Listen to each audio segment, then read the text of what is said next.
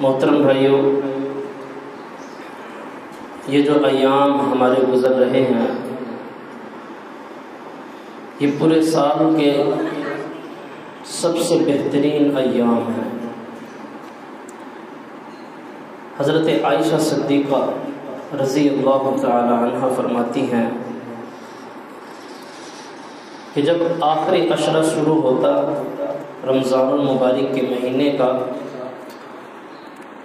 تو رسول اللہ صلی اللہ علیہ وسلم کمر کو کس لیتے اور چست ہو جاتے، عبادت کے لیے اپنے آپ کو تیار کر لیتے کہ اب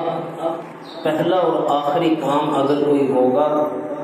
تو وہ صرف اور صرف اللہ کی عبادت ہوگی۔ پھر رسول اللہ صلی اللہ علیہ وسلم دوسرا کام یہ کرتے، اسی حدیث میں بتایا کہ آپ صلی اللہ علیہ وسلم اپنے گھر والوں کو بھی جگاتے، رات کو اگر وہ سوتے تاک راتوں میں ان کو بھی جگا کے بٹھا دیتے کہ تم بھی اللہ رب العالمین کی عبادت کرو، خود بھی رات کا قیام کرتے اور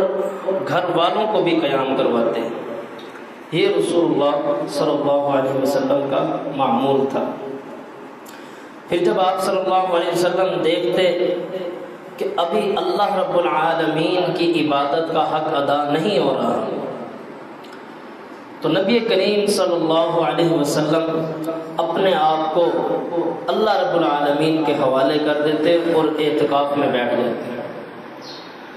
کہ یہ آخری عشرہ، یہ 10 دن خالصتاً اللہ کی رضا کے لیے میرے وقف ہیں۔ اب میں نے صرف اور صرف اپنے رب کو منانا ہے، اس کے آگے رونا ہے، اس کے آگے گڑ گڑانا ہے، اپنی بخشش کروانی ہے، بس